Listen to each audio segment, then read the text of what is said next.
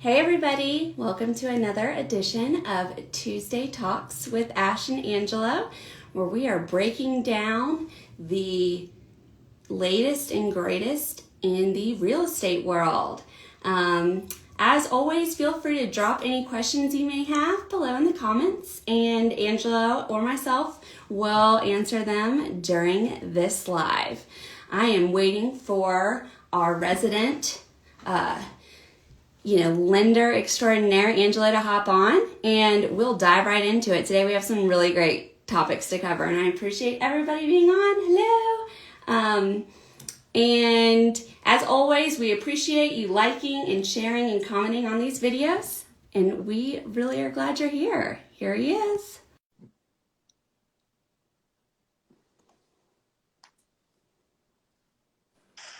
Hey! What's going on? Hey there! It has been morning. I know. What's going on? Happy afternoon to you. Yeah. Look at the camera quality now with the difference in phones. Yes. That phone is serious. Yeah, I'm telling you, the pictures that we took in the mountains over the weekend, holy cow, look like a professional photographer. It's crazy. Yeah. So yeah, what's going on? How's things been? I know we missed last week, so sorry about that. I'm trying to get my camera dialed in here. Here, hold on a minute. Here. Okay. Yeah, So, I think we're here and we're everyone's is just taking things day by day, but I'm super excited about one of the topics that we were talking about that we wanted to discuss. yeah. Because I think A, it's easy to be confused about, and B, it's absolutely relevant in the fact that people sell houses usually when they're getting a divorce. We live in 2020, which means that people are not getting married to buy a house. Right. Or they might be people of the same sex, and they're Correct. You never know the situation. So I think that this Right. is helpful today. Yeah, it's important. It's real important to make sure that it's done correctly. The proper questions are asked. Because if it's not, it could potentially pose a problem down the line if something happens to, one of the homeowners, if they die or what have you. So it's very important. Yeah. So I'm glad we kind of figured out that we should probably talk a little bit about this today. So thank you everybody for joining, and hope you enjoy the content today. But also, I just want to preface this. It's always good to talk to your attorney before you actually do anything. Okay, so we're going to give you some basics, some what to do's, what not to do, some things that you must do when you get divorced, but also, definitely consult with your attorney, because we're neither of us are attorneys, so we're just trying to get some facts over to you. So, and this is in relation to, so one of the topics we wanted to focus in on today is how names appear on titles and deeds when you purchase and or sell a property, when you have, even if it's one person or you have two people, and this is specific to North Carolina. Correct. Yeah. Yeah, and we can definitely talk about, the differences, and we can kind of just touch on it because we primarily focus on North Carolina stuff, but South Carolina, is a little bit different when it comes to that. So we can just kind of touch on that if you want. It honestly has different ways of putting this. So it's important that you verify with an attorney in those states when you are purchasing in that state. Yep. So how do you want to get into this first? What do you want to talk about, the divorce thing, or talk about what do you think? I think we go right into it. I think we just start talking about, we could lead with divorce. Okay. Then we can lead with the other ways to title. The title property. Yeah. All right. So in a divorce situation, many people don't realize that, let's say Johnny and Joan purchase a home and they're married, right? And they both go on the title, they both go on the deed, and, you know, God forbid something happens and Johnny and Joan have to get divorced, right? So let's say Johnny stays in the house and Joan vamooses and she's out of here, right? What happens then? I mean, usually people get a separation agreement, and in that separation agreement has verbiage about who's responsible for the home and yada, yada, yada. But that does not release Joan from liability just because she has a separation agreement and a free trader agreement built into all that stuff when you're getting divorced. And even a divorce decree doesn't resolve you of that liability as well. You have to physically do what's called a quit claim deed to remove your name and interests from that property and all other properties that were acquired, during the marriage. And people don't know that. And so when they go to buy a house, like, let's say, and, it gets kind of complicated. There's a lot of different scenarios we could talk about, because sometimes, there's only one person on the mortgage, but both are on deed and title, or, sometimes both are on mortgage and deed, and some, what I'm saying? So it gets a little hairy because each situation is different. So we'll try to just generalize it. So let's say Joan, she has a separation agreement, everything's, they get divorced a year later. She goes down the road, and she wants to buy a new house. Well, let's say she was on the house previously. So if she was to wanted to purchase a new home, when they pull credit, they're going to see that other mortgage liability that's still on her credit report. And she'd say, well, I don't pay that, or I don't have any, responsibility or whatever. I haven't paid that. Or if they stop making the payments on it for whatever reason, then it's going to affect her credit.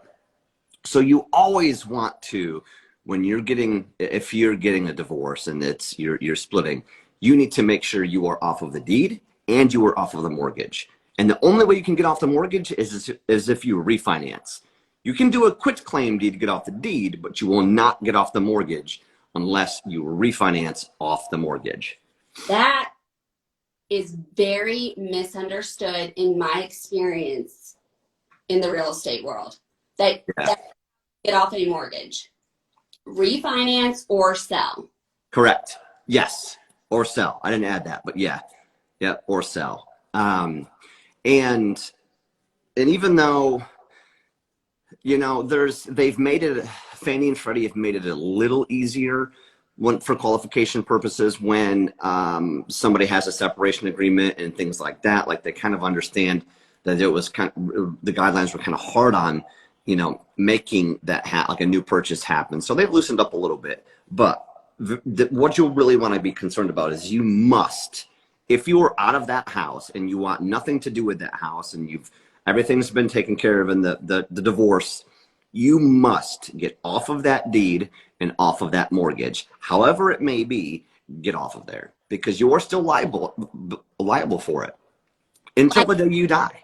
Well, and I think too, people are like, well, okay, say they figure out they're off the mortgage, or maybe they were never on the mortgage to begin with, or whatever. Here's the thing about properties.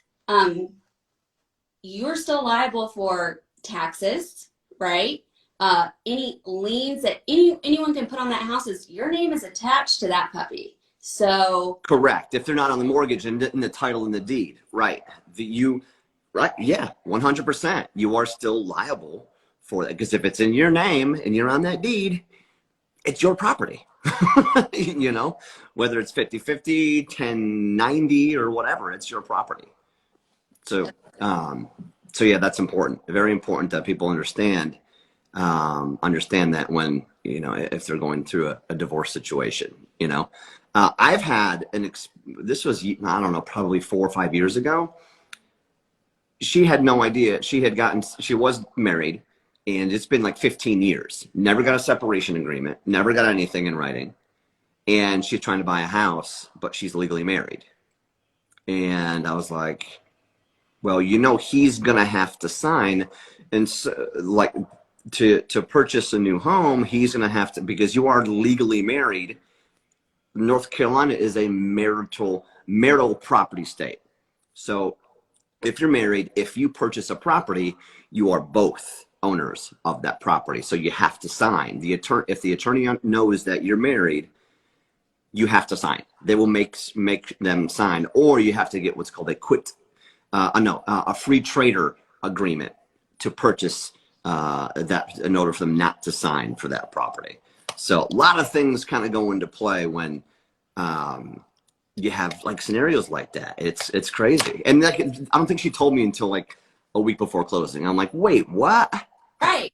What? You said you're unmarried on the application. She's like, well, I am, but I haven't gotten a divorce. Well, then you're still married. And fair to people, North Carolina, that's easy for people to get a divorce. So, and I know this from personal experience. Me too. Oftentimes, you separate, and you have to be separated for a year, file for divorce, blah, blah, blah. However, a lot of people are like, you just move on with your life after a year, and they're like, well, whatever. Right. I don't really need to get a divorce or whatever. And then they go to buy a house, and they realize that because they are married, and it's recorded that they are married, they don't realize that that other party, whether you talk to them or not, right, can still claim rights to your property that you're using, even though you're separated or whatever, like whatever. Yep. Right. So I had to personally do this for our house. We had to get a free trader agreement. I have a lot of clients where I'm like, this is the document we need to get to make sure to protect you, to protect. Right.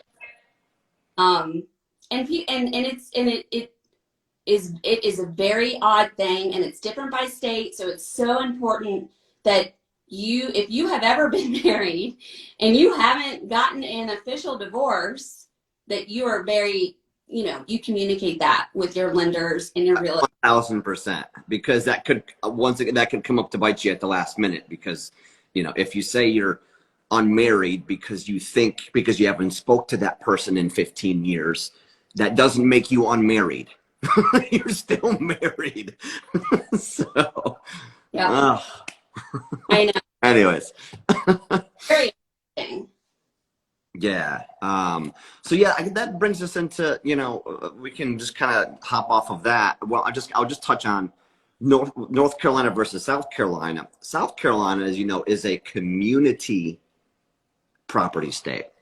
So that is a little bit different than a marital interest state. So there's definitely different laws. So community property state, it means that all assets acquired during marriage are community property. Marital property in community property states are both owned by spouses.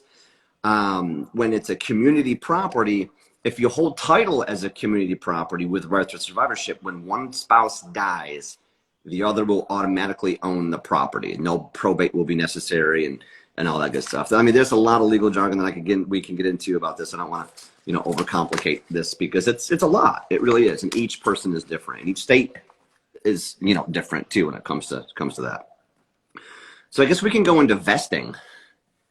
Yeah. Let's talk about vesting. And this is all very relevant. I'm finding that people are making one thing that this year has done to people is that they realize either they want to buy a house or they want to make some moves. And I have had a lot of clients that aren't the traditional man-wife married, right? Right. Making life changes because of this COVID situation, and maybe you're realizing you don't want to be married, or maybe you're realizing you want a new house, or maybe you're realizing you do want to be married. Whatever. Right. I know a lot of different circumstances where this is very, very timely to go over. And so that leads us into the vested. Yeah, the whole vesting. And so we kind of had one. I'm glad and it's always good to ask your clients how you want the normal. So basically the standard way of the traditional man-wife marriage vesting when it comes to closing on a loan to have the title vested or the deed vested a certain way. The standard is joint tenants. Married man, married woman as joint tenants. So because they are married, they will, if one person dies, then the other one, because they are married, it will go to it'll go to the other person that is still alive. Okay. Without trigger it. Correct, without having to trigger it. For married people that purchase a home, like I said, traditional standard, if they're married and you do joint tenants, it automatically, and I asked William about this too. He hasn't answered, but I'm pretty sure I know the answer to that, is because they are married, the property automatically conveys to the spouse, that's a surviving spouse. Now, this is very, very important. If you are not married and you do not vest it correctly, what will happen is, let's say John and John, they're not married, but they purchase a property together. Let's say John, I used to the same names, like a dum-dum. What's that? Don and Mark. Don and Mark. Let's say Don and Mark get married, right? Or I'm not gonna. Let's say Don and Mark purchase a home together, right? Then, so what will happen is, if let's say Don passes away, legally, that does not pass through to Mark. That will go to Don's heirs. So that'll go to his children. So it is so, so important that this is vested correctly, because it is a legal nightmare to try to fix it after the fact. So you want to know when you're going in from the get-go that it's vested correctly, so there's going to be no issues. And what if Don doesn't have any children? Then it goes to the state. Goes into probate. Which is a nightmare. Which is a nightmare and lasts forever. Yeah, it lasts a long time. So it's, you always want to make sure that the vesting is correct. And definitely consult with your attorney. Those are a few standard ways that we vest, married couples, because it's been traditional for years and years. It's just, that's the way that it's vested. But there's a lot of uncommon, things nowadays that people are doing. And so we also have to, when it comes to like gender, neutrality, gender neutral, you have to, and like a lot of lenders now are understanding, like they put it in the drop downs for the vesting, man, woman. Like we're all learning. We're all learning here. This is all new, and it's not just the typical run of the mill like it used to be back in the day. There are way more options now, and so it's got to be vested correctly for proper ownership, and in case something happens. Well, yeah, and as a real estate agent, I usually meet face to face with the clients. So much, I'm like, either a female couple, partnership, marriage, whatever, male, those conversations are pretty clear and obvious when we're all together, and I'm spending a lot of time with them. Now, from the lending side, you don't necessarily see anybody in person, so it's a little bit different. You don't know. Yeah. And so you just said, so you have to click a gender. I didn't know that. You have to identify a gender. I can choose with my main lender that I do a lot of my deals with. There's a drop down, and I can choose here. I'll actually tell you what. Because there's never any official documents where I am identifying genders on anything. So I think that's really interesting.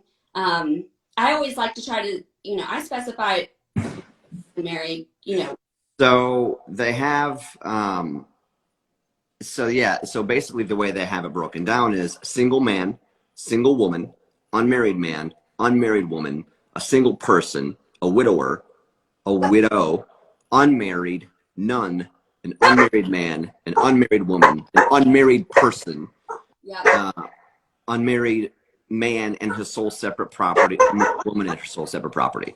So there's a ton of different ways we can do it. You know. Sorry, that you showing. Gotta love working from home. My assistant's getting a little mouthy. Yeah. So there's a ton of options that we can now choose from, and if we don't, when it comes to this particular lender, we are the ones that do that. Okay. That we picked that for the closing package, but a lot of lenders, they do the closing package themselves, so it needs to be conveyed to them exactly how it needs to read. So when it gets to the attorney, they understand or they know that it's done correctly. Right. They know how to title everything. Correct. Right. Yeah. Because the closing packages will have the way that needs to be vested and all that. And that's only important, like we're saying, this is important because if one of the owners, right, of the house initially passes away, right, it is being left to the other party as clients, right? The buyers, the people on the title want. Right. And I know it always seems weird to talk about death and stuff like that. Right. Yeah. But I always tell my clients, like, just, it is what it is. And this is something that we're going to have this weird conversation and you have to think about your partner dying or whatever, but you're going to protect them in the long run. And yeah. And yourself. Absolutely. Yeah. Because not having the titles correctly and having the state all of a sudden be the one that is responsible for your home. Yeah, they make the calls. They make the judgment calls, and you can't really do anything about it. You know, it's up to them. And that's a really sad situation. Yeah, that really is. Yeah, it really is. So I think it's complicated, and shout out to William, who is kind of, I always, and so does Angelo, we're so good about, like, listen, that's not our wheelhouse. Even if we are informed, right, broad strokes on these things, we have to always verify with an attorney. And William is one of our preferred attorneys. Go-tos, yeah. Yeah, that answers these questions and is really good about breaking it down in a way that is easy to understand. Right. We don't have law degrees. No, we do not profess to be professors of law either. So yeah, no. You always want to lean on your resources, and William's a good resource to lean on when it comes to that. For sure. So I think that is a really, I personally experienced the different nuances when you're not married or even married, or when you're divorced, or when you're separated and you're trying to buy a house or sell a house.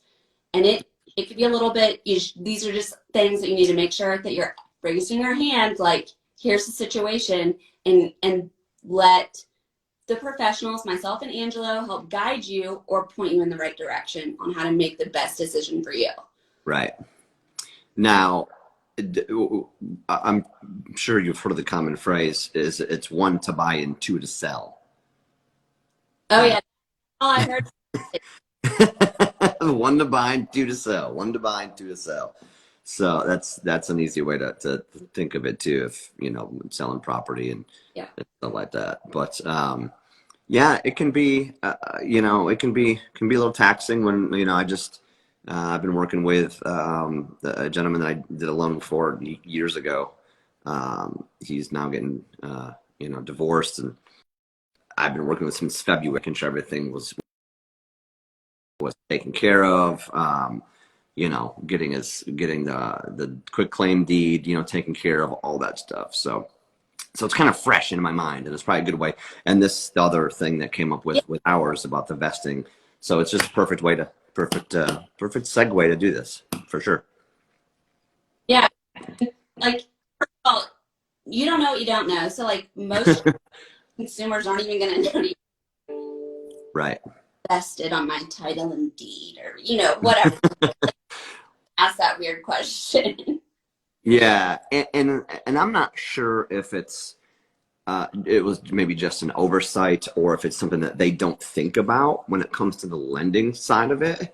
I prompted the question a few weeks before closing. I was like, hey, is the attorney that you're working with in this divorce, in the separation agreement, are they working on the deed transfer? And he was like, I haven't heard anything about that, so let me ask. And he, in fact, wasn't working on the deed transfer. And I don't think it was like I said, I don't think it was just ignorance on his part. I just think that sometimes they don't think of that when it comes to the separation of assets and things like that. So, yeah, she wasn't on the mortgage, but she was on the deed. Okay. So, or was she? No, she was on both. She was on both. Never mind. Yeah. Because, one of the items I was reading, you were sending me some information so that I can better, prepare for this. And it was in North Carolina, it is automatically 50-50 ownership. Correct. And so like a lot of times when you're going through these things and you have a family law attorney, a divorce attorney, whatever, they're gonna say here's what you need to do with this property that you own. You either need to sell it, right? Right. One of you buy the other out. Right. Whatever equity is in, they give it to the other party, and then they do the quick claim deed to remove their name. Like, so there's a little, there's just some things that you got to keep in mind, and that's interesting. Yeah, it was interesting. I don't, fortunately, I don't run into it a ton, but, it does come up, and you got to be prepared. Yeah, I mean, because, yeah, of course, it's a very hairy situation for all parties, but it is our job when I take on a client, no matter whatever. I have a lot of clients that like to buy houses together and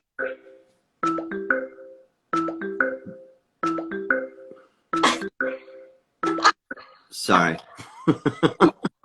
now I got a soundtrack. Sorry, I didn't hear what you said there. The thing was, I couldn't turn it off. I think that even if you're married, unmarried, it's important it's important to ask the questions, and not just to assume. That's probably the most important thing. And if you're the buyer on that side, the side of the buyer side of it, it's important not to assume that everything is done correctly or the way it should be. So then if it does happen, you're prepared, and it's, you don't have to fight with it. We had a client too recently, and I remember they weren't married. They wanted to purchase a house together. And I remember one of their hesitations about purchasing the house. They wanted to delay almost, and because she said, well, we're not married. And I said, it doesn't matter, right? No. Right. It doesn't matter. And you'll still go on, and you just specify that. So, I mean, it's first of all, like, this is life, right? And you just talk about these things. Like, I mean, I myself will never judge or anything like that. And not to mention, there are a lot of like fair housing things. You can't discriminate no matter what, your sexual orientation. Right. Status, whatever. And same with him. We have very strict guidelines that we have to abide by. You just have to be like, hey, here's our situation. And we'll be like, okay, and we'll take it and run and make sure that you are protected moving forward. Yeah, for sure.